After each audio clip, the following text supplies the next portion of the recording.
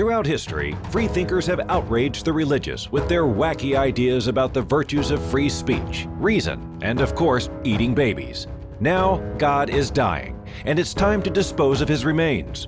From the pits of hell, Satan sends two puppets of the imperialist West and the Zionist Jews against God, Islam, and tiny kittens to bring you their propaganda and conspire for a new world order. This is Secular Jihadists for a Muslim Enlightenment with Ali Rizvi and Armin Navabi.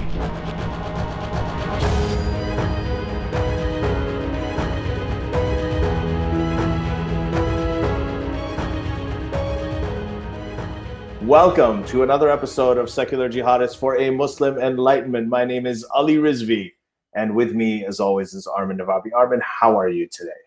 Good, good. I am loading the live chat on my phone so that I can see what our patrons... Oh, yeah, by the way, if you're a patron, that means that you could be here live with us while we have these episodes. So I just want to make sure that I have the live chat here on my phone so I can see what everyone's going to say. So we can they're watching us, actually. They're watching us. If you're a patron, you can actually watch. Because you're probably, if you're not a patron, you're listening to this on audio. But if you're a patron, you can watch. And like Armin's sitting there shirtless right now. You look really good, man. I mean, you've really built it up. This is like, I don't know, you're tempting me. This is fitna. Oh my God. Yeah, so today I can see Bulbul and Susanna and everybody. They're all in the group chat, so that's fantastic.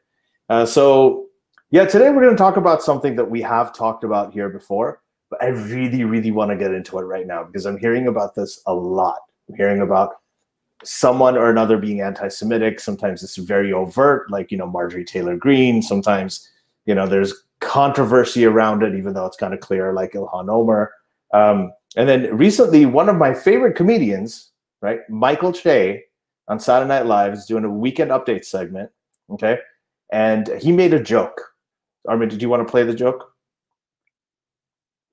No, I'll play it right away, actually. Let me play this so we can get us out of the way, okay?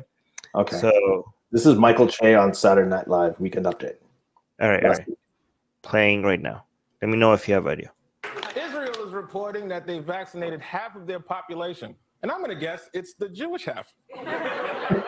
Okay, so that's it. That was it. That was the joke. That was the entire thing that got So how many seconds was that? That was like...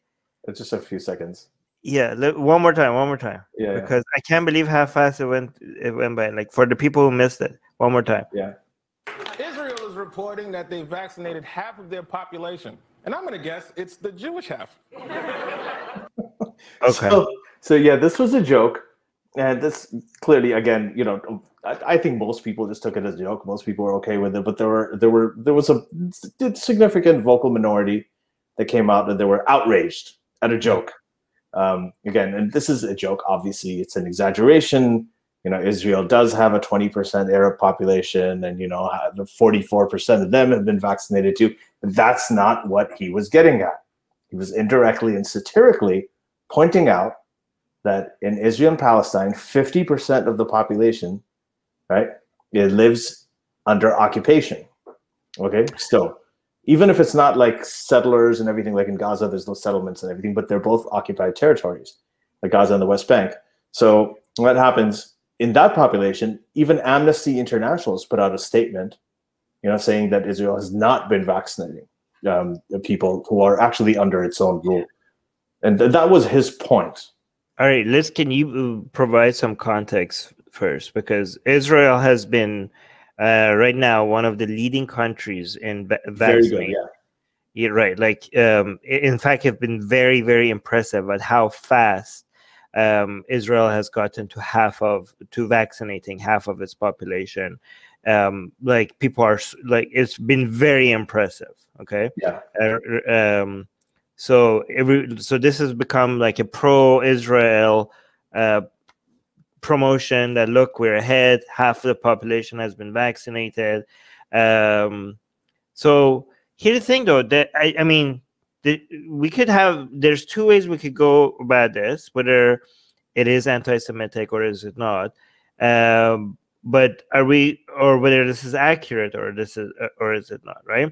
Because the people who want to point out that this joke is not correct. So the joke is like, oh yeah, you vaccinated half of your population, probably the Jewish half.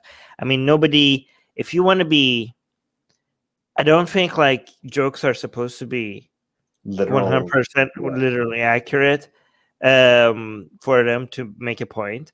But even if even some people are saying that, well, this is accurate, right? So we're not even right now talking about whether this is anti-Semitic or not. But the people who are saying this is ridiculous are the people who are saying that, look, actually, if you pay attention to what's happening, the 20% population of Israel who's Arab, who have Israeli citizenship, they're getting the vaccine as fast as the Jewish citizens of Israel, right? So that should be for all the people who say that Israel is a racist ethno-state or whatever. If that was the case, why are the Arabs are getting vaccinated as fast in Israel as the Jewish ones? So they're saying not only this joke is not accurate, if you actually look at what's happening, it should be an indication that Israel is not racist, okay? So the counter to that is what you said, Ellie, that actually we're not talking about Israeli citizens, Arab Israeli citizens.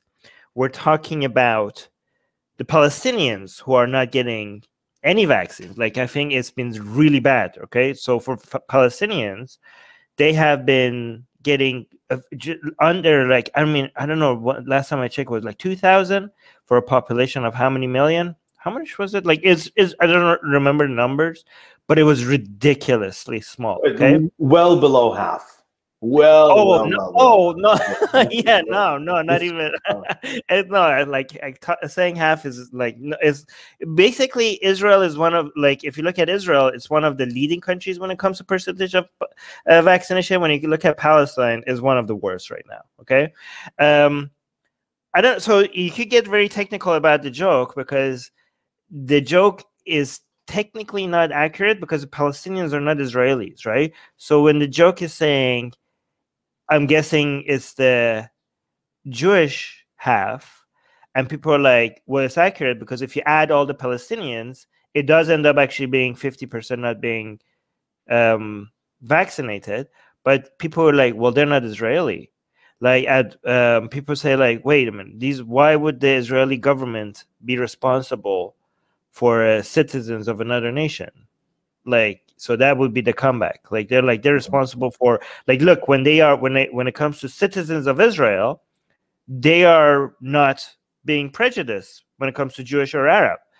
Now, if you're talking about Palestine, well, that's another country. Why would they need to be responsible for their vaccination the same way that they're responsible for their own citizens? So what do we say? They're also this is the downside of that, is that they have taken responsibility for their air control. They've taken responsibility for their borders.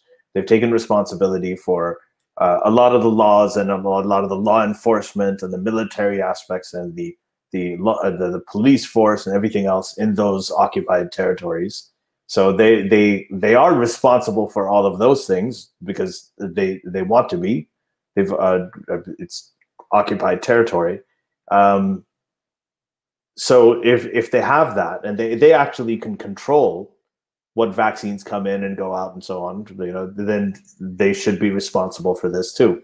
And that's the Amnesty International position. So I'm going to actually send you this link. I don't know if you want to share it, Armin. Well, okay. So here's the thing. So there's a lot of criticism on Israel because Israel has been blocking medicine even before this whole, to a lot of this has a history, right? Mm-hmm. And there are reports that Israel is using vaccines as a bargaining chip against the Palestinians and stuff like that. So that can be criticized. And as you said, if you are an occupying force, you do have some responsibilities to the occupied territory. In fact, it's a Geneva Convention, Article 56, I think, that says occupying powers are responsible for medical supplies of the occupied population, including adoption and application of the I don't know, I don't know how to say this one, and preventive measures necessary to combat the spread of contagious diseases and epidemic to the fullest extent of the means available to it. So based on that, you could say that, and I believe Israel is a signatory to the Geneva Conventions, and based on that, they're not, they're basically violating human rights, international human rights, right? By not letting the vaccines get in or not supply. Yep. And one thing I'm going to add to that, the settlers, Israeli settlers living in the West Bank, are being vaccinated. They're under the Israeli plan, right? Yeah, but they are citizens. They're citizens. They're included, but they are in the. So it's not just like, in the occupied, within the occupied territory. They are actually distributing vaccines in the settlement. So then there's that's where the apartheid argument comes in. So a lot of people bringing in this word apartheid, that this is sort of reinforcing this impression that there is an apartheid there. Right. So I'm going to get very technical. Okay. So yes, what you're pointing out is that Israel is making sure that even in the occupied territory, like West Bank, the vaccines are getting to people as long as they're Israeli citizen, right? So I'm hearing echo. I'm not sure if it's just me or live chat. Please tell me. Yeah, but yeah, okay. Yeah, that's much better. Thank you. It's okay though. I don't think it's coming out in the stream. Okay. So, but these are now, if you get really technical about this, okay, you could say that Israel is in violation of the Geneva Convention by not supplying vaccines to Palestinians. However, the joke will still be inaccurate, and I know I'm being very picky about this, because the joke implies there's racism involved. Okay, so even if Israel is at fault for not providing vaccines to Palestinians, okay, the fact that they are providing vaccines to Arab Israelis but not to Palestinians, again, this, you could argue that this is a violation of the Geneva Conventions, but the joke implies there was something racist going on here. This might be like, this might still be bad, but not in a racist way bad. You know what I mean? Because this might be Israeli versus Palestinian bad versus not Arab versus Jewish versus Arab bad. Because if you're an Israeli, you get your vaccines. Yeah, but I mean, so again, we're going into the details of it, and we're trying to like take and nitpicking apart the joke. I know, and we will get beyond the joke and talk about just generally what is when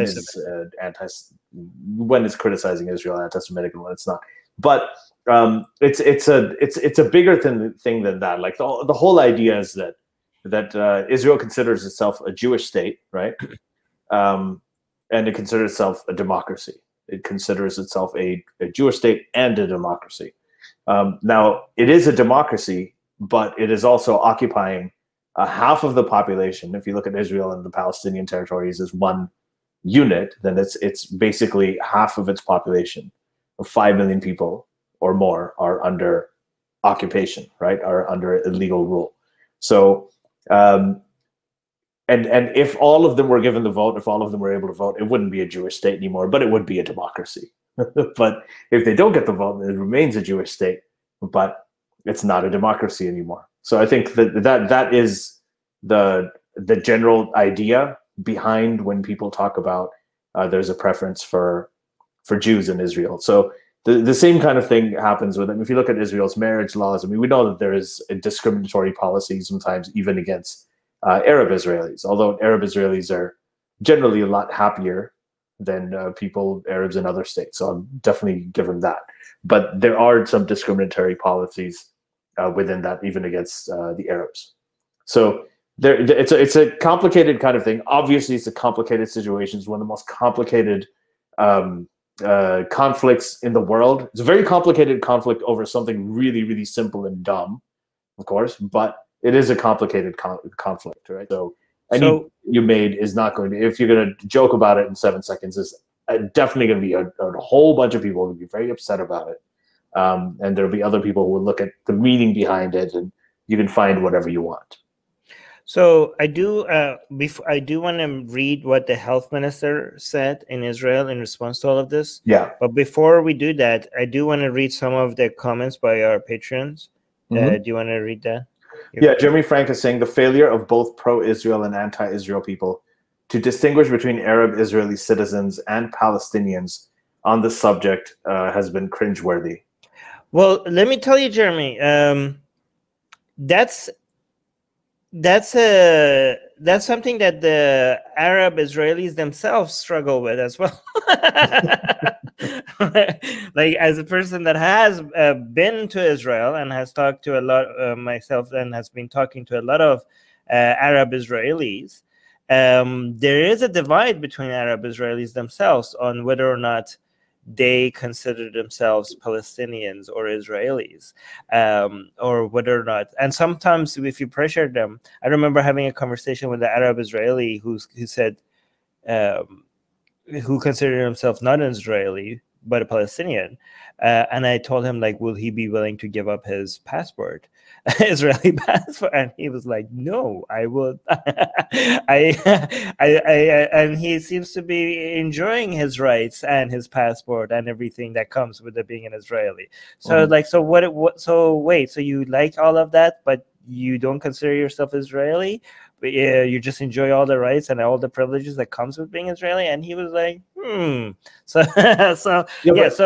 yeah, I'm just saying, like, this is still a conversation within Arab Israelis as well. Go on. This is, yeah. So and this is a very complicated thing again, Jeremy. So for instance, like the example that you're giving me, right? I go up to somebody, who is a Palestinian Arab, happens to be an Israeli citizen. He's in Israel, and he's like, okay, I've got all the rights, but I have uncles and I have cousins and I have things like that in the occupied Palestinian territories, right? And I don't like the way that they're living.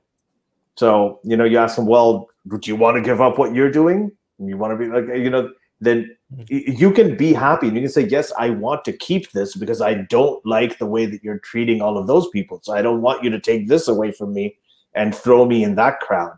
And that's a perfectly legitimate sentiment where you can be opposed to the occupation and still be very happy and thankful that you have your Israeli citizenship. Now, when you have this whole thing that, what you're saying, that it's cringeworthy, I wouldn't say cringeworthy. I don't think it's that surprising, but this, I think, is something that's fairly obvious to people. The other thing is that we have Arab Israelis. We have Israeli citizens who are also Arab, so we are not discriminating, is a kind of, has been used a lot as a cover for what they're doing for Palestinians. So anytime, you point out...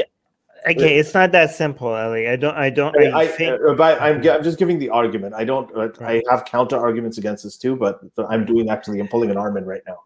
But yes. So what I'm saying is that, this I've heard from a lot of Palestinian people, who say this, that every time we point out there's an issue with Palestinians, that there is an apartheid here. You've got a discriminatory policies against Palestinians in the occupation, the settlements and everything. And then, they'll always say, oh, look, we've got like 20% of our citizens are also Arab, right, in Israel. And look, they're not complaining. And they always kind of use that as a way to silence the whole discriminatory. But I mean, sometimes it's fair, though. Sometimes it's fair to point that. It is. Sometimes it is fair, yes. Because it is true. It is true that Israel, again, when we talk about Israel, we shouldn't be talking about it as if it's one thing, okay? Arabs in Israel have it better than Arabs in most Arab countries. Well, the first Arab women who actually got the right to vote were Israeli Arab women. Right. And again, this is what I'm doing right now is fallacious because it's whataboutism, but I'm going to do it anyways. You say fallacious? Shut up. It's logically fallacious. Oh, fallacious, Armin. God. Yes. Sorry, it's Persian. So, okay. No, but yeah. So I am comparing. Israel to the worst of countries, and it's easy to look good when you do that, right? But it's still true, right? It is true that Arabs do have a voice, maybe not enough voice, but they do have a voice in Israeli politics. It is true that discrimination exists against Arabs even within Israel, but it's not as big as a lot of people make it seem, right? Like, and it's also true that there are many, a lot of Jewish people in Israel are very, very friendly, and there are many Arabs and Jews within Israel that get along without even noticing that who's a Jew and who's an Arab. Okay, so all of this is true at the same time. The discrimination exists, and the other side exists as well. Okay, and yeah, again, Arabs have more rights in Israel than in many other countries, many other Arab countries. Okay, but I also wanted to mention that Arab Israelis have it really difficult from all. Well, not when it comes to their life, but when it comes to their. I shouldn't actually say that. So Arab Israelis are demonized from all sides, right? Both, not just by the existing discrimination that does exist within Israel as well. So we can't deny that, it's not as bad as Palestinians, but still there are many elements within Israeli government that is in favor of creating an ethno-state and is making Israel a Jewish state rather than a secular state, is in making Arab feel like second-class citizens, right? That element exists right now, and it's a growing movement. It's not. I mean, a lot of people think like it's an all-encompassing, like it's all of Israel is like that. It's not like that. It's a force that exists that is pushing for that to happen. That doesn't mean that all of Israel's agenda and everything, all the politics in Israel is for that. In fact, many people in Israel are against that, right? But that does exist. So the Israeli Arabs do suffer from that, but they also are hated a lot by Palestinians.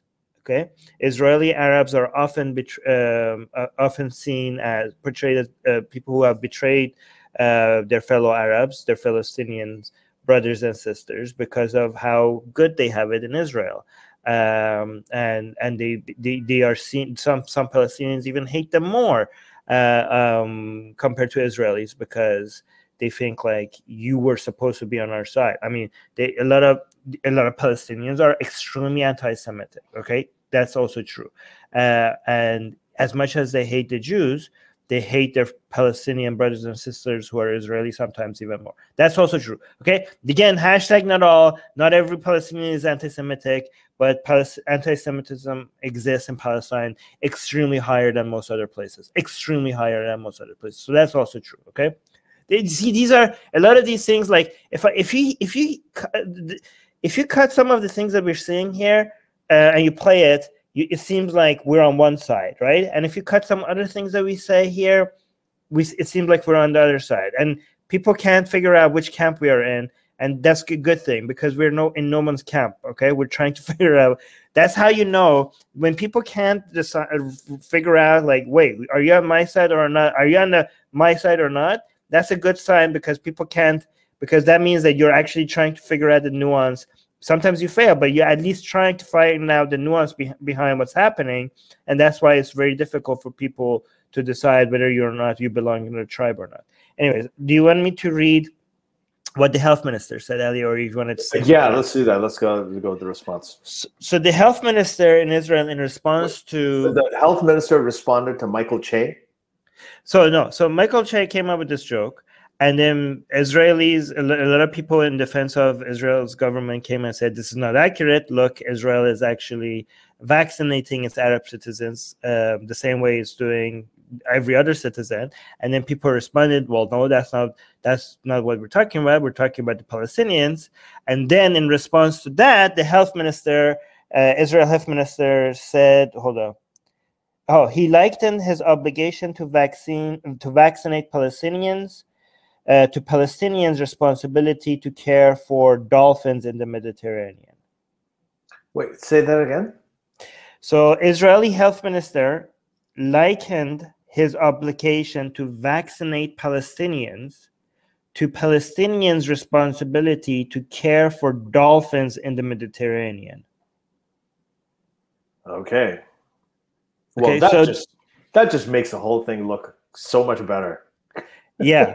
So here's the thing: when a lot of people say one of the most common anti-Semitic tropes is I don't know why this is seen worse than other things. Maybe there's a logic to it, but dehumanization is something that keeps coming up, right?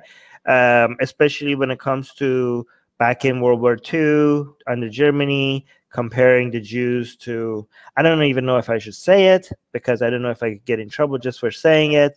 But it's certain animals, right? And that usually when you cross that line, I genuinely don't know if that's worse than other forms of racism, because but that's seen by society as you crossing a line that you shouldn't be crossing at all, right? So this, if it was said against, this was supposed to, I don't know if this is a joke or not. Like apparently it's supposed to be a joke, even if you don't find it funny. I think that was the intention. But this joke didn't get the backlash than the original joke, like the joke about that everybody's talking about. What's the comedian's name? You're muted. Comedian's name is Michael Che, but it's a really important distinction.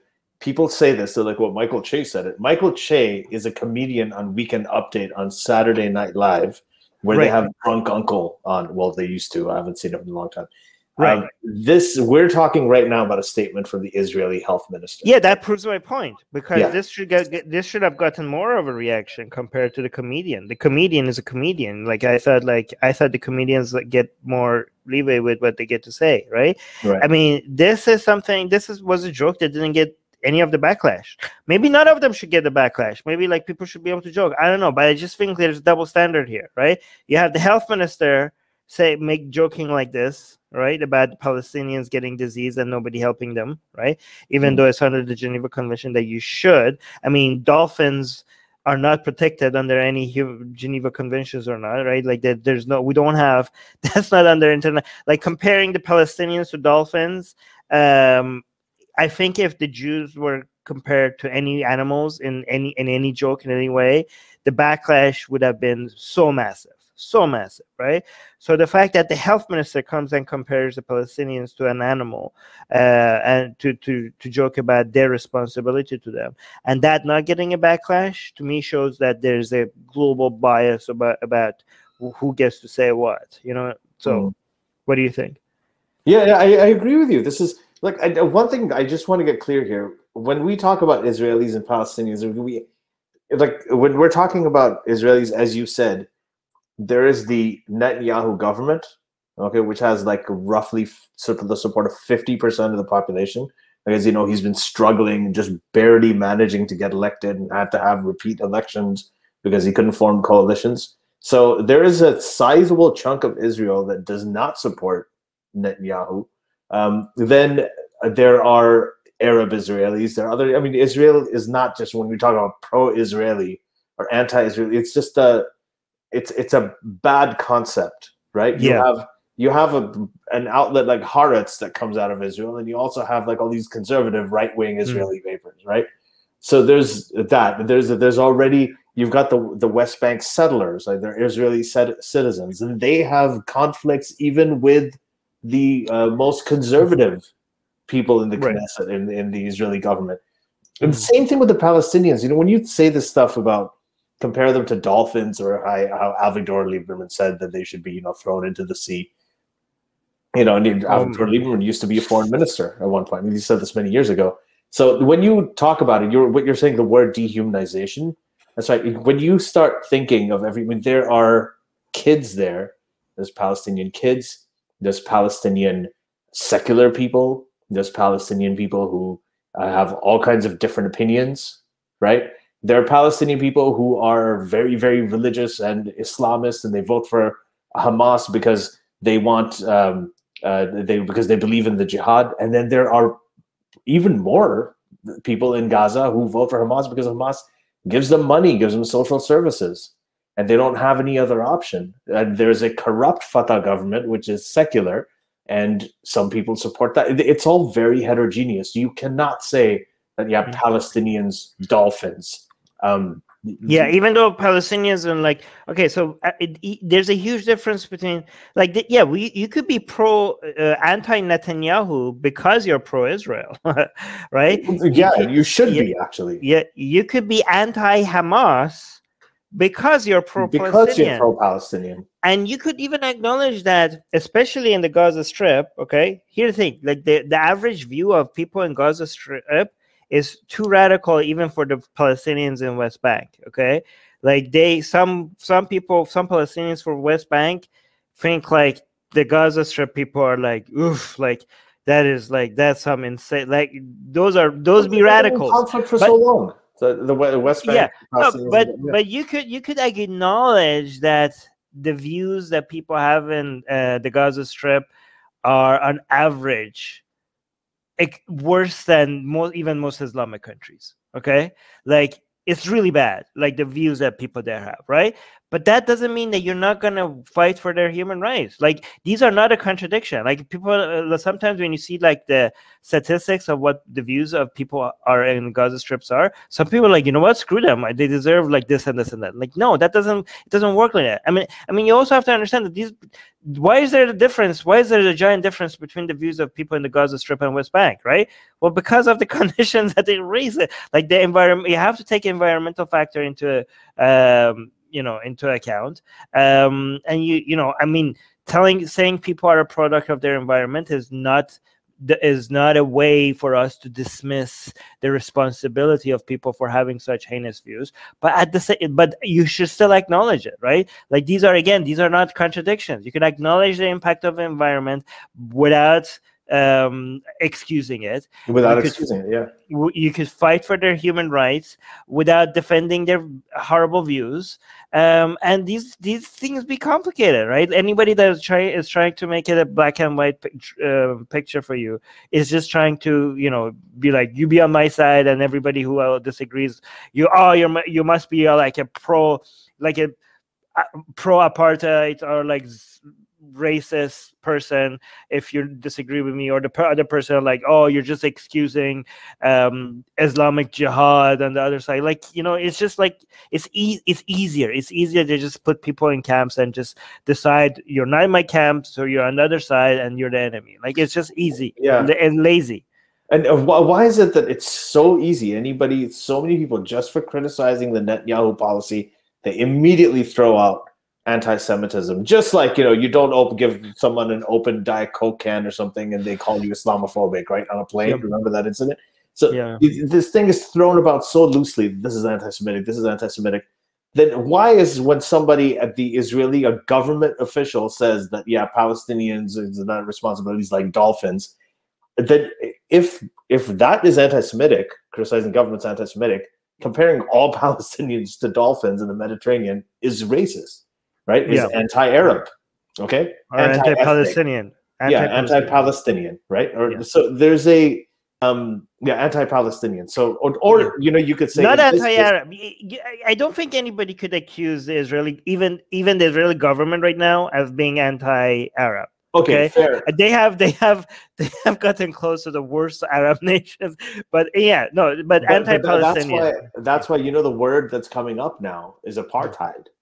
Right, that's what they're talking about. Apartheid is like between Israelis and Palestinians, and that is a trigger word that actually upsets people even more than racism or even more than anti-Arab is when they talk about apartheid, because that brings up South Africa used to come in. So I kind of like it. I kind of like the fact that they're using the anti-Semitic accusations so loosely, because I want this to become more just like Islamophobia right now. The accusation of Islamophobia doesn't stick as like, I think like accusing people of misogyny, racism, Islamophobia, and homophobia, on some of these should still have the sting power, but it doesn't anymore because they were overused, right? So it's unfortunate that some of them doesn't have the power that it used to do, because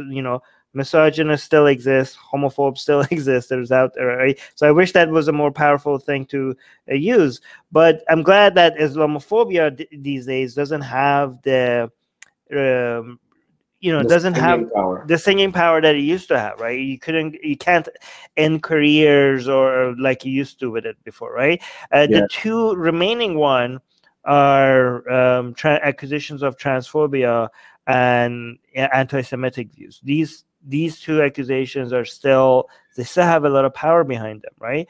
It's really bad. It's really unfortunate for the trans rights movement, because there's a lot of transphobes out there, and now that you're overusing it makes it harder to and for any of these groups. I mean, there's real anti-Muslim hate out there. I mean, what China is doing is anti-Muslim. What Myanmar is doing is around the world. There's a lot of genuine anti-Muslim sentiment in the West, like in a lot of New Zealand, Christchurch, right? I mean, those kinds of things that's anti-Muslim stuff, but it just gets swept under the rug now because there's so many spurious accusations of Islamophobia that nobody takes it seriously. And the same thing could be happening with terms like anti-Semitism, and that's why it's such a problem nowadays. There is a sort of addiction to victimhood. There is an addiction. There's a perpetual sense of victimhood, which I regard as a privilege. That is the highest form of privilege nowadays, if you can portray yourself as a victim. And everybody wants to portray themselves as victims. Now, there are real victims. I'm not talking about real victims. I'm talking about the self-pity and the entitlement. And self-pity and a sense of perpetual victimhood is the most malignant form of narcissism. And actually, let's be self-critical as well, Ali. Now that you're mentioning that, because that also happens within the ex-Muslim movement. A lot of ex-Muslims who are not in danger, who keep acting like they're also the victims, right? Yeah. This is why I always we've talked about that. We've talked about how serious really is. Let's put it in perspective. This is why a lot of times when we talk about protecting ex-Muslims from harm, I need to clarify. People are like, "Oh, Armin, you're so brave," blah blah blah. I always need to clarify. I'm not in any danger, right? Like I haven't. In fact, compared to most ex-Muslims, I have had it. My parents were accepting. I got out of Iran before I could before my views had any negative. I lived in Canada and I could say whatever I want. Like, people think like, oh, when I bring attention to ex-Muslim rights, I'm saying like, oh, I'm the victim. And like, I have to clarify that I'm not. And we need to call out even people within our own movement that keep trying to exaggerate how big of a victim they are. I do want to, go ahead. Sorry, one thing I want to say, what's really interesting actually in recent years is that, Armin, I think you've gotten probably more threats from the Hindutva than you have from Islamic jihadists. Yeah, but but again, even when it comes to threats that we get, like a lot of people like to show their threats as a way to be like, I'm in danger. I could tell you these threats, none of these people will ever get to me, okay? Yeah, like I will show the threats, the death threats and the other threats that I'm not going to mention. Just to show how ridiculous these people are, not because I'm trying to tell people like, oh my God, poor me, I'm in danger. I'm not in danger. In fact, these are funny, and it's very entertaining. Yeah, no, listen, the point then, what my point was, just really quickly, it's not about people genuine threat. Like, for example, if you go to Iran right now, you would be under threat of persecution. Yes. You would be high profile, people would know you're coming in. They may have your name, this person comes in, then report it to us. That anything can happen.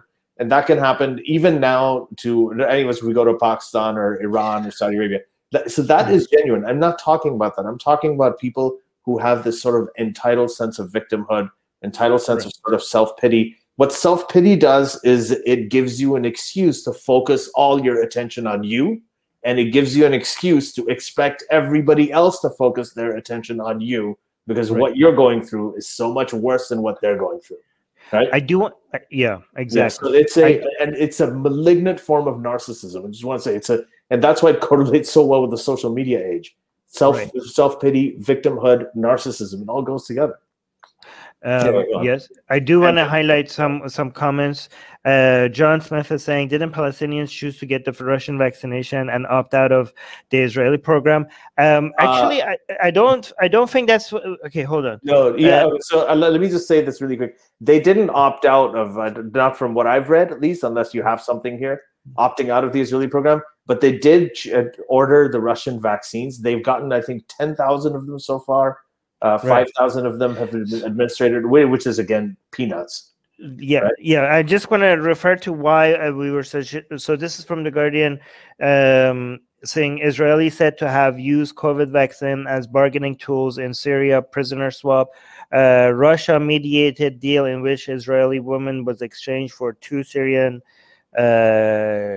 shepherds. Israel secured coronavirus vaccines for the Syrian regime as part of a Russian mediated prisoner swap agreed this week, according to an Israeli source and local media reports. The source, who requested anonymity, did not state the number of vaccines or whether they were from Israel's own supply. An Israeli reporter wrote on Twitter that the country had paid Russia $1.2 million for its Sputnik V vaccine as part of the deal, citing foreign sources. The Prime Minister Benjamin Netanyahu announced on Friday that a young Israeli woman who crossed the border into Syria was heading back to the country. In return, the Israeli government had returned to 2 Syrian shepherds it had been holding. He said it is not clear why Israeli. Okay, yeah. So this is another deal. Yeah, I don't know. They're making deals, so I don't know, man. This whole place, I don't get that. There was another. This was about this. Yeah, but there was another one. This is about the prisoner swap, but there was another one that was being used against the Palestinians government as well. But yeah, but it doesn't. Yeah, and again, we have to decide which one we're talking. When we talk about Palestinians, we have to also remember that we're talking about 2 governments, right? When you say Palestinians opt out of this or opt out into that, are we talking Hamas or are we talking about Fatah? Oh yeah, here. Israel uses vaccine as bargaining chip. But it's okay. So, like, I think they're kind of. Yeah. I think overall the idea is, like, did they opt out or not? I don't think they really had that much of a choice. I mean, the way the vaccination drive was happening is as early as January 6th, Amnesty International had put out a report saying, denying COVID-19 vaccines to Palestinians exposes Israel's institutionalized discrimination. So they call this out, this Amnesty International, and the same kind of thing that you have the Israeli Health Ministry's comments, and ultimately, like, they got their vaccines. The Palestinians got their vaccines. The Russian vaccines, the Sputnik, came to Israel, and then it was shipped over to Ramallah.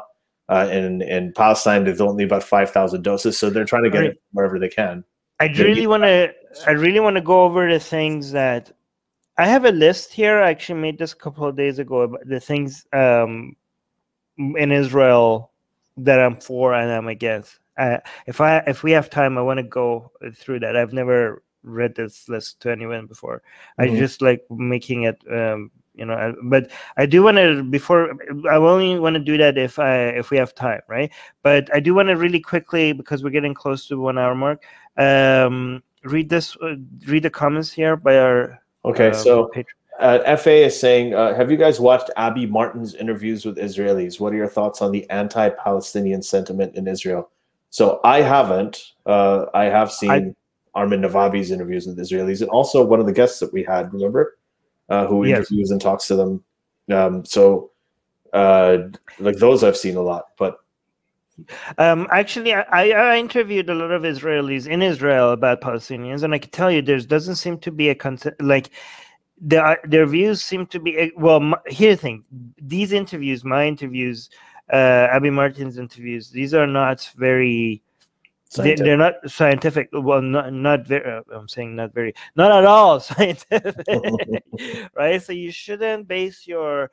My impression seem to be like every single Israelis their views are very diversified, right? Like it's all over the place. Like in Palestine, both I met with a lot of a lot of atheists Palestinians and Muslim Palestinians, they seem to be more on the same side of how anti-Israeli they are, except there were some rare differences when it comes to the young generation, right? They seem to be a little bit different than the older people. But the Muslims and the atheist Palestinians seem to be having closer views with each other when it comes to Israel. In Israel, they seem to be very different. Like every two Israelis seem to disagree with each other, and this was true among both Jewish Israelis and Arab Israelis. They didn't seem to have they didn't seem to agree much. So, but again, this is not a poll, scientifically collected poll. If you want to look at what the average opinions are, it's better to look at scientific polls and stuff like that, right? Yeah. Can we highlight John Smith's comment? So this is I actually want to read something that's very relevant to this, and it has to do with Christopher Hitchens. So John Smith is saying having a country for Jewish self-determination and treating Palestinians fairly can both be true, and this I completely agree with. I mean, this is exactly what it is. You know, does Israel have the right to be a Jewish state? Of course it does. But can they also treat Palestinians the same? They can. So Armin, I just want to read out the Christopher Hitchens quote on this, because I think. All right, I'm gonna go use the washroom while you read that. Okay, be right back. Okay. Oh my God, Armin, you didn't go before? It's all right. It's okay. Let's go. Go for it. So I'll read it out. So this is Christopher Hitchens on Israel. Right, and this is probably, I can't remember when it was. I think it was around 2010. He died in 2011. So he said, quote, "In order for Israel to become part of the alliance against whatever we want to call it, religious barbarism, theocratic, possibly thermonuclear theocratic, or nuclear theocratic aggression, it can't. It'll have to dispense with the occupation. It's as simple as that. It can be, you can think of it as a kind of European-style, Western-style country if you want. But if it can't govern other people against their will, it cannot continue to steal their land in the way that it does every day. And it's unbelievably irresponsible of Israelis, knowing the position of the United States and its allies knowing the position that the United States and its allies are in around the world, to continue to behave in this unconscionable way. And I'm afraid I know too much about the history of the conflict to think of Israel as just a tiny little island surrounded by a sea of ravening wolves and so on. I mean, I know quite a lot about how that state was founded and the amount of violence and dispossession that involved, and I'm a prisoner of that knowledge. I can't unknow it." End quote. And this is, I think, really goes to the heart of what John Smith's comment was, that Hitchens was actually very, very pro-Jewish self-determination. He was big on it. He was Jewish himself. His mom was Jewish. But he was very adamant about this, the democratic precepts that Israel claims, and Israel being able to earn those claims, like earn credibility for those claims by treating Palestinians in a fair way. Okay, let me tell you that something is true, but still doesn't change the fact that we need to be pro-Palestinian as well. Okay, if I just say this in a vacuum, it might seem like I am for treating Palestinian people like garbage. Okay, that's why you need to but this is a true fact. Okay, and Ali, let me know if you think it's true or not. Okay, the average Palestinian, especially, is more likely to be okay with committing the worst human rights abuses against Israeli civilians and even children. Okay, then and the average Israeli is very unlikely to be for the same thing against Palestinian civilians and children.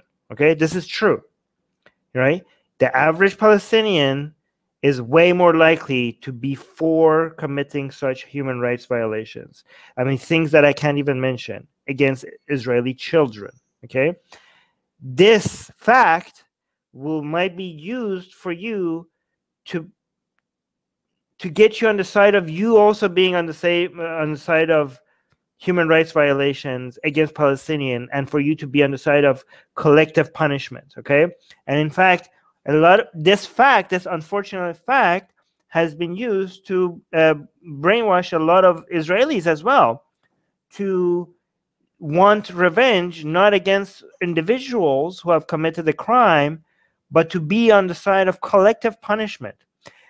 Collective punishment that Israeli politicians advocate for. I have watched interviews of Israeli politicians who are openly on the side of erasing Palestinian villages, like wiping them out, right? But this, again, saying that that's a fact does not deny the fact that Palestinians are worse. Okay, I mean, for example, I can say I know Israeli politicians that have said things that are as bad as being on the side of, well, they did this to us, so it's okay for us to do it to them, right? While knowing that if the people who are for Hamas, for example, the Palestinians in Gaza Strip, they voted for Hamas. So that means that they are okay with act of genocide on all of Israelis, right? That's also true, right? Again, one does not deny the fact you could be better than both of these, okay? Yes, one of them is worse than the other one. One of them is way worse than the other one, right? These horrible views is way more common on the Palestinian side than the Israeli side. That's true, okay? Yeah. That doesn't, but you as an individual could be above all of this, okay? You could be like, even that though, Armin, there's one thing. It is also not a level playing field. So we can't forget that there is a power differential, right? So there is a, so for instance, and I said, I'm not, this is not an exact analogy to the Israel-Palestine situation, but if you have, women under Taliban rule, okay, well, women under Taliban, you say, well, the women who are under Taliban rule are willing to do much, much worse things to the Taliban and even their kids, right, than the average Taliban guy would do to the women, right? There's obviously, when you say that, it's not a completely fair statement because obviously the Taliban are ruling over the women and they're oppressing them. So in this case, like, the only part of this analogy that applies, and it's not again, not an exact analogy, but this idea that one side is under occupation. No, okay, Ali, it doesn't really matter. My point is that whether you think that whatever their horrible views are, whatever the percentages are, people's horrible views does not justify you being on the side of human rights violations. You know what I mean? Yeah, you could be like, well, they were either you could have the argument. I think it's missing the point. Like, for example, if I go and say like, oh, this is a ISIS member, and now you captured them in war, and now they need to be able to hire a lawyer to defend their rights. They need to see their day in court, and you're like, Armin, you're defending a ISIS member. Why are you doing this, right? No, you know what? I don't care. I don't care if you think like somebody like, well, their horrible views, they were product of the environment, something happened to the parents. Somebody like, no, they should be held responsible. It doesn't really matter if they're product of their environment or not. That's a separate discussion. Whether they deserve to be punished or not, I mean, they deserve. Whether you should feel sympathy for their environment while also ask for the punishment, that's a separate discussion for you. That's one debate, and I know what side I am. I'm on the side of feeling sympathy and also want responsibility for them, right? But that's a separate thing from saying like, whatever their horrible views are, I'm also going to ask for the human rights of even the people with the most vile views. I don't care, right? Yes, and I'm going to also talking about a whole group of people as a collective.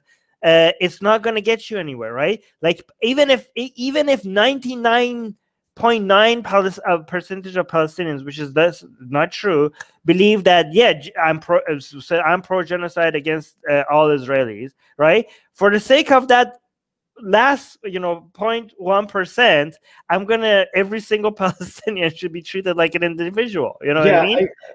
I think that they should be treated as individuals anyway, and I'm saying that about both Israelis and Palestinians because I think a lot of them genuinely are victims of their circumstances. I mean, imagine this. Here's the thing. Okay, so supposing you're living in a nice country like Canada, right? and someone could, you find out that your daughter, you know, your kid has been assaulted and murdered by a bunch of rich kids, a bunch of rich boys, right? What would you do? Would you go and take a gun and go shoot those boys? No, you wouldn't. You'd be like, okay, the law is going to take care of them. They're going to get arrested. They're going to get tried. We're going to have a defense attorney. We're going to go through due process and everything, and prosecution and everything, and we're going to get them in jail, and they're going to get the punishment they deserve. And you're fairly confident it'll happen, and it most likely will happen. Imagine if it doesn't happen. Imagine if the ruling power says no. Okay, the judge says, no, you know, we're not going to do that. These kids are fine, and someone pays money, or there's some sort of corruption, or something happens, and those kids get off scot-free, and your daughter has been assaulted and murdered. Okay, at that point, just basic human nature, and nobody's saying is right. It's not going to be right for the dude to go out, or the father to go out and start going and taking the law in his own hands and start going and gunning these kids down. It's not going to be right at all. You know, all right, Ali, I really need to read some of the, because I need to say something. Yeah, let's say that was the point. Okay, so Bobo, you want to read Bobo's comment? Yeah, Bobo's saying this is what Hindutva does too. If you criticize the BJP government or Modi, you're Hindu phobic. Yeah, it is a pandemic of victimhood mentality. It's everywhere. Everybody just wants to out-victim each other. Oppression Olympics. Bobo then continues, he says, but because enough Hindus criticize Hindutva and BJP too, I don't expect the Hindu phobia bogey to work in the West like Islamophobia did.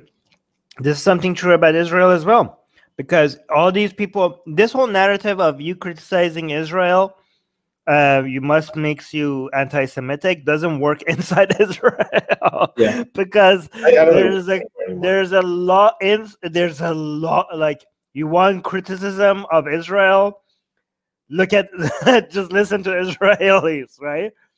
The Israelis are very, very critical of their own governments, right? So that's another thing. I mean, well, I mean, the thing is, right now there's a rift between Jews in the U.S. and Jews in Israel. Like, there's a big, and well, not all Jews in there, it's just half of them, right? There's a big rift. I mean, you saw what happened with Seth Rogen's comments. I mean, there's all of these conflicts that are happening. There's different viewpoints between both of them too.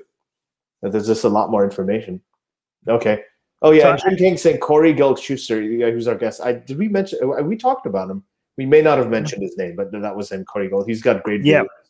Go check out his channel. Very good. Yeah. Yeah, and one thing that I regret is that not meeting him when I was in Israel. I do want to quickly list the things that I'm against and I'm for when it comes to Israel, okay? And you tell me if you agree or not, okay? Yeah. By the way, I consider myself a Zionist after what I learned what Zionism actually means when I went to Israel.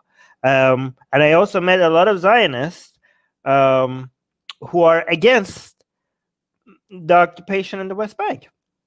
A lot of Zionists, you know, so you just like my understanding of Zionism completely changed, okay? Oh, by the way, based on some definitions of Zionism, I'm not a Zionist, right? Yeah, but define it the way that you are, because now that you've said it, you have to clarify, right? What do you mean? Yeah, I mean, if you basically, like, I mean, there's a lot of history. Zionism originally was a secular movement. Zionism got corrupted when religion got mixed with it, right? Or so was an atheist. Yeah, Israel could have been in Uganda. Remember? Yeah, it could. Yeah, I mean, Zionism originally was meant to protect Jewish people. Like, it was a really noble idea, you know, something that I wish we could one day do when it comes for atheists. But no, I mean, it was a very bold movement to protect, like a unique idea to come up with a way to protect Jews against all the discrimination that they were facing all around the world, and it worked. They just put them in the worst place possible. I mean, at that time, it was the best place possible, Ali. It didn't so? Like. I don't know how much of that is revisionist history. Yeah, I mean, okay, so I think the worst thing about that place was not the Arabs and the Muslims surrounding it. The worst thing about that was the fact that the Dome of the Rock and the temple was there, because it turned the movement into something religious. That's the worst. I think that's what made it worse. The problem with like a lot of people like, oh, they picked the worst neighborhood with all the enemies around, all these Muslims doing. Compared to the Russians and the Germans and everyone and Ukraine, like compared to all of the people that were anti-Jewish, that didn't seem like a very bad place at that time. The problem with that land at that time, when you point that out, then they talk about how they were discriminated against in Muslim countries too. No, yeah, they were, but almost equally, like. At least the Muslims in that area were like less hostile. Yes, but I'm just saying the whole world was against them. Okay? Oh, Israel should have been in Ontario, or it should have been it could have been in Alberta or Saskatchewan. There was no land for them to pick. There was no land for them available to pick. No, but I'm just saying the thing that ruined Zionism was the religious aspect of it, which has made it rotten from the core, rather than the enemy from outside. It ended up being the enemy from the inside that ruined the movement. Okay. But I am for like Israel.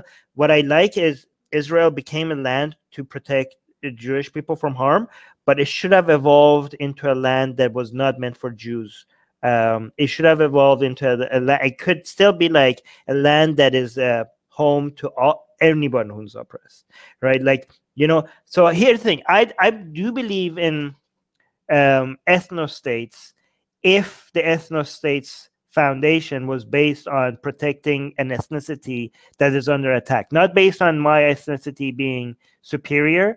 If it's based on an ethnicity that is under attack and it requires protection, that ethno-state makes sense, right? You are not making your ethnicity seem like superior to other races. Other people are seeing it as inferior. You're trying to create a protection for yourself. So in that same sense, maybe like, I don't know, some other forms might have made sense, but right now the Jewish people are safe outside of Israel. Okay, the Jewish people are like, there is enough like that environment.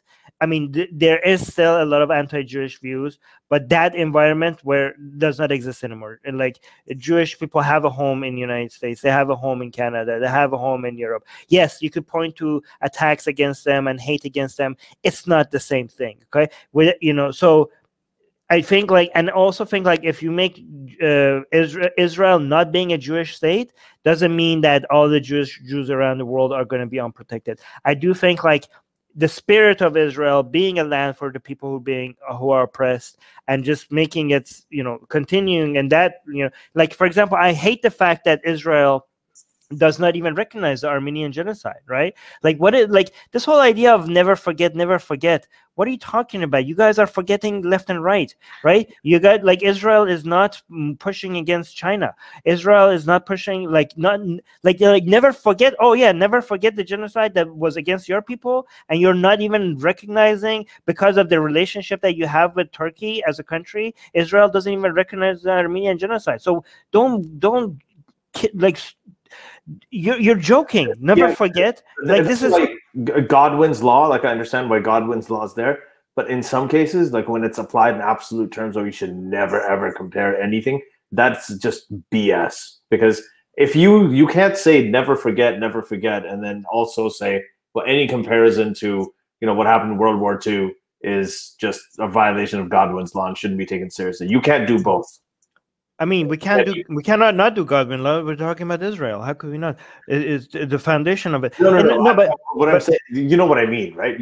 Like, right. If you do not bring up comparisons when there are sort of demagogues on the rise and things like that, if you don't do that, then never forget, it becomes meaningless. I think Israel, based on its foundation, could have, based on what it stood for as a country, could have been the leading country when it comes to human rights.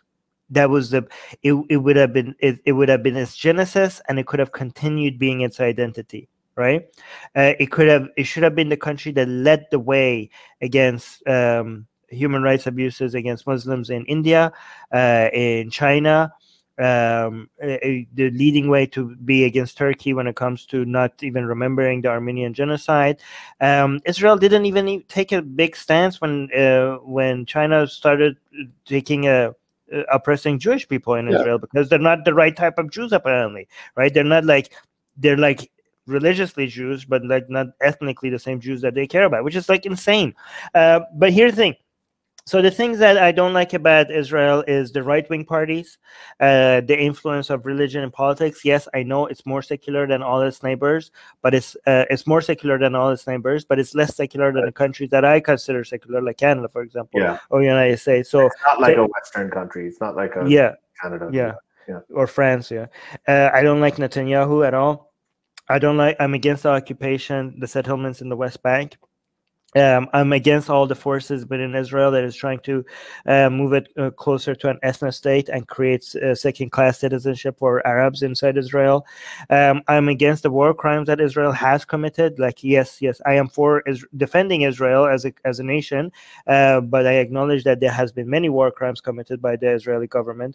I'm against how common it is for among a lot of Israeli politicians to openly advocate for collective punishment and justify it because of the horrible crimes committed by the other side. So these are the things that I don't like about Israel. The things that I do like about Israel, first of all, I like that it exists. Okay, Israel, it should exist as a country. I love Israel as a country. I want Israel to survive as a country. Okay, I love the fact that how free speech.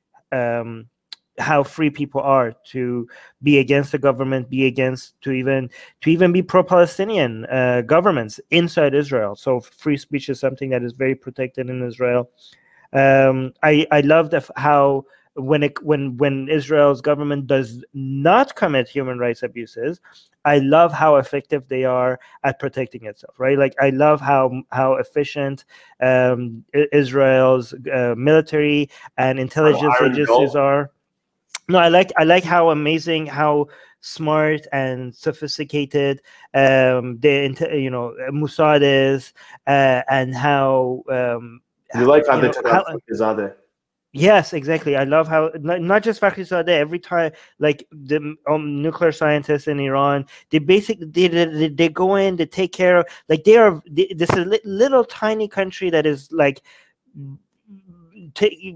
managing to somehow do the highest amount of damage against her enemies, right? When it's doing that without committing human rights abuses, I'm cheerleading that on, and I love the strength of Israel when it's doing that without committing human rights abuses. Okay.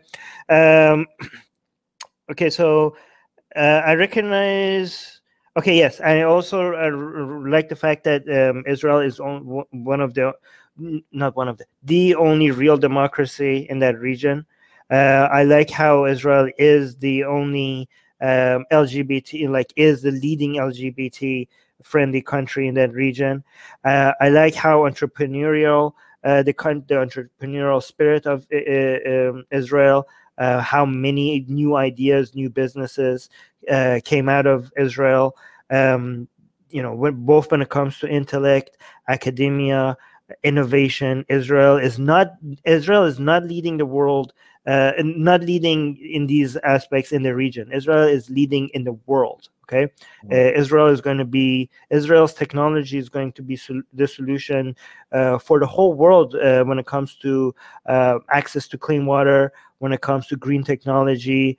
Israel is going to save a lot of the planet when it comes to all of the investment that they made in coming up with a solution that the whole world is going to need at some point, right? Okay. Wait.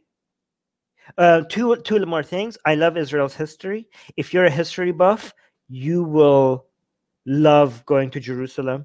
Jerusalem is my number one favorite city in the world, and the number one thing I love about Israel, food, is IDF girls. Well, you know what I was going to say at the end of that? I was going to say Gal Gadot. I still don't know how to pronounce her name. But her and Yuval Noah Harari. Well, now we're going to start naming Israeli people, but that's okay. Yeah. But anyway, so that's it. I think that's what we're talking about. I think this is a good place to come to because, Armin, I think you and I largely agree on this issue, and I don't think you'll be able to pin us as, pro or anti any other side, and we're agreeing way too much nowadays. So we need to find a stream where we don't. I think people miss us fighting, but yeah, if you like what you heard today, if you're interested in more things like this, you want to watch them live, go to patreon.com/SJME. For as little as $1, you can get 5 of these episodes every month. You can come into the live streams, you can participate, you can ask questions, you can watch us live. And if you can't do that, then go give us a rating on iTunes and just keep on listening. And Great. yeah. Jim is saying good and fair points by Armin. Oh, thank you. Yeah. And Susanna is saying so predictable when it comes to the last thing I liked about this. Yeah, predictable and reliable are synonyms. So that just means consistency. Right. So guys, yeah, if you want to join us live and for us to read your comments while we discuss these things, and if you just want to support the show, yeah, link in the description.